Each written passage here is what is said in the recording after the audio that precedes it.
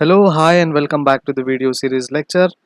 We are starting our next semester as usual. जैसे हमने last semester में introduction किया था सिलेबस का, वैसे ही इस वीडियो लेक्चर में आज का अपना पहला लेक्चर है financial accounting special accounting areas 4। मैं हूं आपका प्रेम सर और आपका ये सब्जेक्ट मैं पूरे सेमेस्टर पढ़ाने वाला हूं। तो चलिए शुरुआत करते हैं हमारे इस मॉड्यूल्स को पढ़ने का। पहले हम मॉड्यूल्स पढ़ेंगे और उसके बाद डिटेल में क्या क्या है वो पढ़ेंगे। Number 1, preparation of final accounts of companies, then redemption of preference shares, redemption of debentures, ascertainment and treatment of profit prior to incorporation and foreign branch। तो पहले preparation of final accounts of companies में final accounts का preparation कैसे करते हैं, उनके rules and regulations क्या है। देन उसमें कैश फ्लो आएगा। Then redemption of preference share को रिडीम करना है। देखिए प्रेफरेंस शेयर्स के टाइप्स है रिडीमेबल एंड इरिडीमेबल। जब रिडीमेबल प्रेफरेंस शेयर्स होते हैं तो उसे रिडेम्प्ट करना बहुत ज़रूरी है, तो वही रिडेम्पशन ऑफ प्रेफरेंस शेयर्स हम पढ़ेंगे। देन वैसे ही डिबेंचर्स में भी दो होते हैं, रिडीमेबल एंड इरिडीमेबल डिबेंचर्स। तो रिडीमेबल डिबेंचर्स जो है वो हम रिडेम्पशन यहाँ पे करेंगे और सीखेंगे कि कैसे कैलकुलेशंस होता है। उसके बाद ascertainment and treatment of profit prior to incorporation. कोई भी कंपनी इनकॉर्पोरेट होने से पहले जो प्रॉफिट होता है, जब नॉर्मल रजिस्टर्ड अनरजिस्टर्ड कंपनी होती है, वो रजिस्टर्ड से पहले उसका जो ट्रीटमेंट है या फिर असरटेनमेंट है प्रॉफिट का वो कैसे करे। उसके बाद कोई अगर आपका फॉरेन ब्रांच है तो उसका अकाउंटिंग ट्रीटमेंट कैसे करे। ये चीज़ें हम पूरे मॉड्यूल में पढ़ने वाले हैं। तो चलिए देखते हैं हमारा इन डिटेल मॉड्यूल क्या है। So preparation of final accounts of companies. सबसे पहले हम पढ़ेंगे relevant provisions of companies act related to preparation of final accounts excluding cash flow statement. यानी कैश फ्लो स्टेटमेंट को हमें नहीं पढ़ना है यहाँ पे, ठीक है। जब भी हम कोई भी कंपनी का जो रिलेवेंट प्रोविजंस है जो फाइनल अकाउंट से रिलेटेड है वो पढ़ेंगे, लेकिन अगर उसमें कैश फ्लो स्टेटमेंट आता है तो हमारे सिलेबस के हिसाब से, यूनिवर्सिटी का जो मॉड्यूल है उसके हिसाब से हमें कैश फ्लो स्टेटमेंट नहीं पढ़ना है। Then preparation of financial statement as per companies act excluding cash flow statement. पहले हमने रिलेवेंट प्रोविजंस पढ़ लिया, अब इस प्रोविजन में क्या होगा, आपको प्रोविजन में रूल्स एंड रेगुलेशंस होंगे। फाइनेंशियल अकाउंट जो है वो कैसे प्रिपेयर करना है, फाइनल अकाउंट में कौन से चीज़ें आएंगी, आपको सब चीज़ पता है कि फाइनल अकाउंट में क्या क्या आता है। लेकिन फिर भी मॉड्यूल के हिसाब से हमें ये सारी चीज़ें पढ़नी है, ठीक है। उसके बाद preparation of financial statement as per companies act excluding cash flow and then accounting standard 1 in relation to final accounts of company, that is disclosure of accounting policies. तो पहले हम अकाउंटिंग पॉलिसीज क्या है वो देखेंगे और तीनों मॉड्यूल हम धीरे धीरे करके कंप्लीट करेंगे। देन सेकेंड मॉड्यूल है रिडेम्पशन ऑफ प्रेफरेंस शेयर्स। तो provision of companies act for redemption of preference shares, यहाँ पे प्रोविजंस हम पढ़ रहे थे companies act related to preparation of final accounts. वैसे ही प्रोविजंस यानी रूल्स एंड रेगुलेशन जो है हम प्रेफरेंस शेयर से रिलेटेड पढ़ेंगे। जैसे कि सेक्शन 55 है कंपनीज एक्ट 2013 का। उसके बाद कंपनीज शेयर्स एंड डिबेंचर्स के रूल्स है, फिर मेथड्स ऑफ रिडेम्पशंस है fully paid up preference shares as per companies act 2013। उसके बाद the proceeds of a fresh issue of shares, the capitalization of undistributed profit and combination of both, and calculation of minimum fresh issues to provide the fund for redemption. So redemptions के लिए अगर fresh issues कर रहे हो या फिर minimum fresh issues हो रहा है फंड रिडेम्पशन करने के लिए, या फिर जो रिडीमेबल प्रेफरेंस शेयर्स है उनके लिए फंड अगर इकट्ठा करना है तो फ्रेश इश्यूज आप कर रहे हो, तो उसके क्या क्या रूल्स एंड रेगुलेशन है, उनके क्या कैलकुलेशन है, ये सारी चीज़ें हम देखेंगे। देन नोट दिया है companies governed by section 133 of companies act 2013 and comply with accounting standards prescribed for them.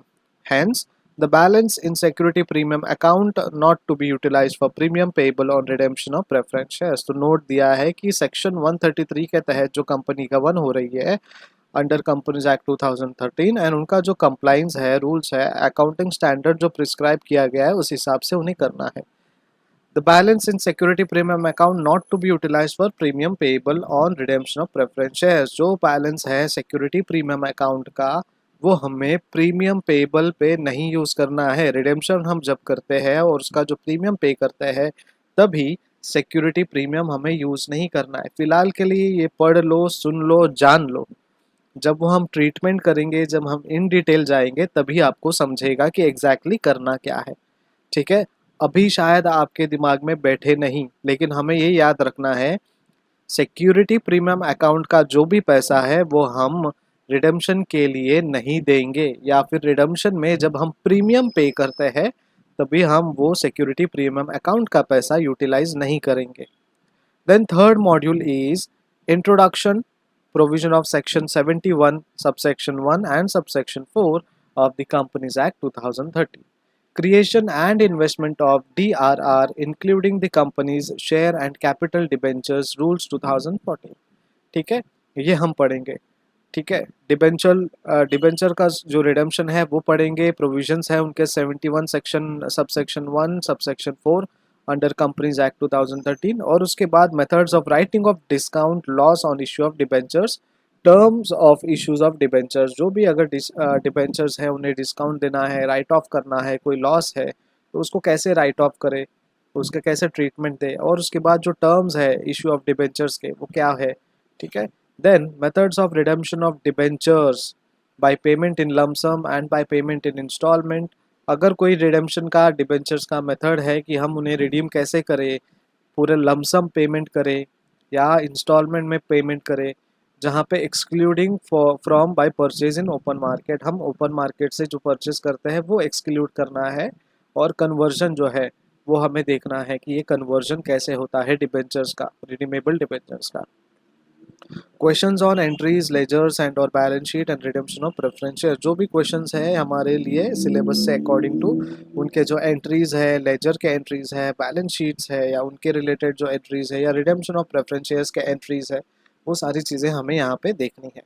And then fourth module says about ascertainment and treatment of profit prior to incorporation. तो incorporation होने से पहले हमें profit का treatment और ascertainment कैसे करना है। तो सबसे पहले अगर हमें ये पूरा मॉड्यूल सीखना है तो सबसे पहले हम देखेंगे प्रिंसिपल्स फॉर असरटेनमेंट। पहले असरटेनमेंट कैसे करें ये हमें सीखना है। उसके बाद preparation of separate combined and columnar profit and loss account including different basis of allocation of expenses and incomes. Preparation of separate combined and columnar profit जो है, प्रॉफिट एंड लॉस जो है वो हमें देखना है।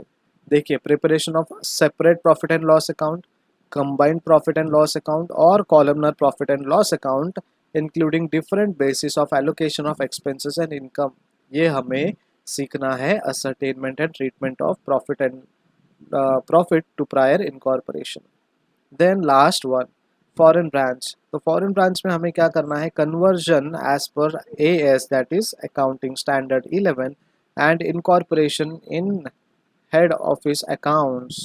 तो ब्रांच जो है उसका कन्वर्शन करना है according to AS 11 and incorporation करना है उसका अपना हेड ऑफिस के अकाउंट्स में। ठीक है, तो ये 5 मॉड्यूल हमें पढ़ने हैं पूरे सेमिस्टर में। इस मॉड्यूल का आप स्क्रीनशॉट भी ले सकते हो और इसे अपने नोटबुक में, चाहे वो पुरानी वाली नोटबुक हो जहाँ पे आप कंटिन्यू करना चाहते हो, या आपको नए सेमिस्टर के लिए फ्रेश बुक्स खरीद के फ्रेश नोटबुक लेके करना है तो भी कर सकते हो। मेरा एक पर्सनल सजेशन है कि आप जो भी वीडियो लेक्चर्स आते हैं नोटबुक में लिख कर रखिए, और इस सेमिस्टर में हम हर एक मॉड्यूल के बाद 50 MCQs करने वाले हैं, क्योंकि पिछले सेमिस्टर में हमें लास्ट मोमेंट पे पता चला कि ऑफलाइन के जगह ऑनलाइन होने वाला है। ठीक है, तो इस बार अगर फिर से ऑनलाइन एग्ज़ाम होगा तो MCQs ही आएंगे, और वो MCQs हम अभी से during the lecture, during the course हम प्रिपेयर करेंगे। सो पहले मॉड्यूल ख़त्म होने के बाद 50 आएंगे, फिर सेकंड मॉड्यूल के बाद 15, देन थर्ड मॉड्यूल के बाद 50, फोर्थ के बाद 50 एंड फिफ्थ के बाद 50। तो ऐसे 5 5 25 250 क्वेश्चंस हम पूरे सेमिस्टर में कर लेंगे, और आपको वही एग्ज़ाम्स में आएंगे। तो आपका जो सेमिस्टर एंड एग्जामिनेशन है वो आपको ईजी जाएगा, प्लस आपका यूनिट टेस्ट या फिर इंटरनल एग्ज़ाम्स जो है वो भी आपको ईजी जाएगा। ठीक है, तो हम डिस्कस करेंगे कि कैसे क्वेश्चंस आ सकते हैं और 50 क्वेश्चंस में क्या क्या एक्सपेक्टेड है, आपको कैसे समझना है पढ़ने के टाइम कि ये एमसीक्यूज़ वाले टॉपिक्स है या नहीं। ठीक है, ये सारी चीज़ें हम ड्यूरिंग द कोर्स पढ़ते रहेंगे, तो ध्यान दीजिएगा, पूरा जो वीडियो है सुनिएगा और हमेशा की तरह पूरे वीडियो का नोट्स बनाते रहिएगा। Thank you so much, keep watching and keep studying, bye bye.